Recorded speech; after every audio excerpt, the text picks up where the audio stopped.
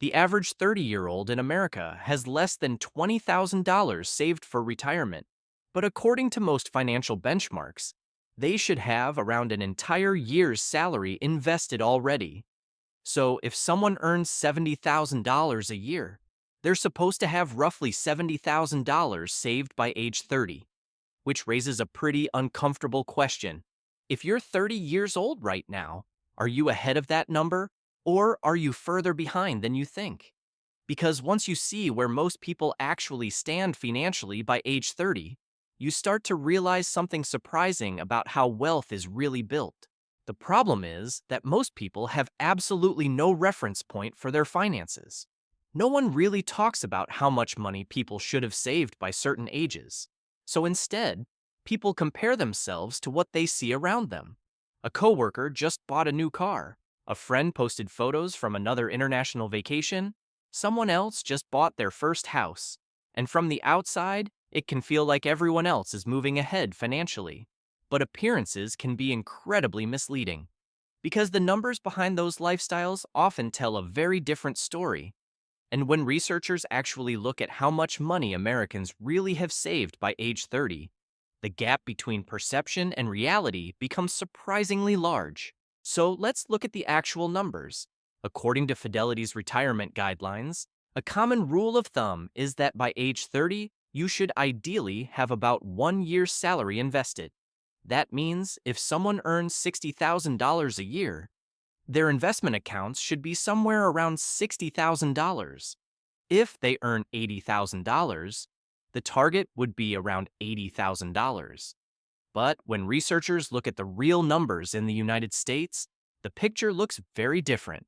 For Americans under 35, the median retirement savings is closer to about $18,000, not $60,000, not $80,000, around $18,000, which means the typical person in their late 20s or early 30s is significantly behind that benchmark. But here's the part most people misunderstand. Falling behind at 30 doesn't necessarily mean you're doomed financially, because the real difference between people who eventually build wealth and those who struggle financially for decades usually comes down to just a few decisions made during these early years. And the first reason surprises most people. So why do so many people reach 30 feeling financially behind? In most cases, it comes down to just a few patterns that quietly shape people's financial lives during their 20s. The first reason is surprisingly simple. Most people start too late. Your 20s are usually the first decade when you begin earning real income. But it's also the decade when saving and investing tends to feel the least urgent. There are student loans to deal with, rent to pay, careers to figure out, and for many people, investing feels like something that can wait until later. But when it comes to building wealth, time is far more powerful than most people realize. Someone who starts investing at 23 has an enormous advantage over someone who waits until 30, even if the second person eventually earns more money. And that's because the most powerful force in investing isn't income, it's time. For example, imagine two people. One starts investing $300 a month at age 23. The other waits until age 30 to start investing the exact same amount. That 7-year difference might not sound dramatic, but over the course of a lifetime, the first investor could end up with nearly twice as much money. Not because they earned more, but because their money simply had more time to grow. The second reason many people fall behind financially by 30 is something called lifestyle inflation. This happens when income starts to rise, but spending rises just as quickly. In your early 20s, your lifestyle is usually simple. Maybe you're sharing an apartment with roommates, driving an older car, living fairly cheaply while you're still figuring things out. But as income starts increasing through your 20s, something subtle begins to happen. It often starts right after a raise. The paycheck gets bigger, so naturally the lifestyle starts adjusting to match it. Maybe a better apartment, maybe a car payment that feels manageable with the new income, maybe a few more expensive habits that slowly become normal. And before long, the raise that once felt like a financial breakthrough has quietly disappeared into a more expensive lifestyle. But if spending grows at the same pace as income, something important never happens. Your investing capacity never really increases. For example, imagine someone who gets a $12,000 raise. That sounds like a big financial step forward, but if their rent increases by $400 a month, their car payment increases by $200, and their lifestyle becomes just a little more expensive in a dozen small ways, that entire raise can disappear surprisingly quickly. And when that pattern repeats for most of your 20s, many people reach 30 with higher incomes, but very little actual wealth. The third reason many people fall behind financially by 30 is that they focus almost entirely on income. Most financial advice people hear growing up sounds something like this: work hard, get promoted, earn more money. And while higher income certainly helps, income by itself rarely builds wealth. Because without a system, extra money tends to disappear just as quickly as it arrives. Someone might go from earning $50,000 to $80,000 a year. But if their spending grows along with their paycheck, their financial position doesn't actually change very much. This is why two people with the exact same income can end up in completely different financial situations by their 30s. One person builds systems that automatically save and invest part of every paycheck. The other simply earns more and spends more. And over time, that difference becomes enormous. Because wealth is usually not built through one big financial decision. It's built through small systems that quietly run in the background for years. The first system that often separates people who build wealth in their 20s from those who struggle later is surprisingly simple: automatic investing. Instead of waiting until the end of the month to see how much money is left over, a portion of each paycheck is invested immediately. In other words, investing happens before spending. For example, imagine someone sets up an automatic transfer so that every time they get paid, $300 is immediately moved into an investment account. Because the money is invested before it ever sits in their checking account, it never really feels like money that can be spent. Over time, this creates a powerful psychological shift.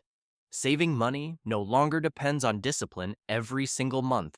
It becomes a background system that quietly runs without constant decision-making. And this matters because most financial plans fail for a simple reason: they rely on willpower. At the end of a busy month, after rent, bills, groceries, and unexpected expenses, very few people feel motivated to move money into investments. But when the process is automatic, consistency becomes much easier. And consistency is what allows investments to compound. Someone investing a few $100s every month throughout their 20s may not feel wealthy in the moment, but over time, that steady pattern becomes one of the most powerful drivers of long-term wealth. The second system that often separates people who build wealth in their 20s from those who feel financially stuck later on has to do with how lifestyle grows over time. Most people don't dramatically change their lifestyle overnight. Instead, the changes happen gradually through small upgrades that slowly become normal. Ordering food instead of cooking a few more times each week, signing up for a few more subscription services, choosing convenience more often, rideshares, delivery apps, premium memberships. None of these decisions feel particularly expensive on their own. In fact, each one feels relatively small. But over time, dozens of small upgrades quietly reshape someone's monthly spending. People who build wealth tend to approach this differently. Instead of allowing every convenience or upgrade to become permanent, they stay more selective about which expenses actually improve their life. They might enjoy some upgrades, but they avoid letting every small improvement turn into a permanent monthly cost. Because when spending grows slowly while income continues rising, something important begins to happen. The gap between what someone earns and what they spend starts to widen, and that gap becomes the money that can consistently flow into investments. Over time, that difference between income and lifestyle becomes one of the quiet engines that builds long-term wealth. The third system that helps many people build significant wealth over time is simply giving their investments enough time to grow. One of the biggest financial advantages someone can have is starting earlier than most people around them. Not because they invest huge amounts of money, but because their investments have more years to compound. For example, imagine two people who both invest the exact same amount every month. The first person begins investing $400 per month at age 24. The second person waits until age 32 to start investing that same $400. At first, the difference doesn't seem dramatic. 8 years might not feel like a life-changing gap. But over the course of several decades, those early years can make an enormous difference. Because during those extra years, the first investor isn't just adding money. Their investments are already growing, reinvesting, and compounding on themselves. By the time both people reach their 40s or 50s, the person who started earlier often ends up with significantly more wealth, even though they invested the same amount every month. Not because they were smarter, not because they earned more, but simply because their money had more time to work. When people hear financial benchmarks like 1 year of salary saved by age 30, it can sometimes sound intimidating, especially if you're looking at your own finances and realizing you're not quite there yet. But these benchmarks were never meant to be a pass or fail test. They're simply reference points. Because the truth is that wealth is rarely built in one perfect decade. It's built through patterns that continue for many years. Someone who reaches 30 with strong financial systems in place, even if their total savings are still modest, is often in a much better position than someone earning a high income but constantly resetting their finances. What really matters isn't hitting a perfect number by a certain birthday. What matters is building habits and systems that continue working long after your 20s are over. Because once those systems are in place, the path to building wealth becomes much more predictable.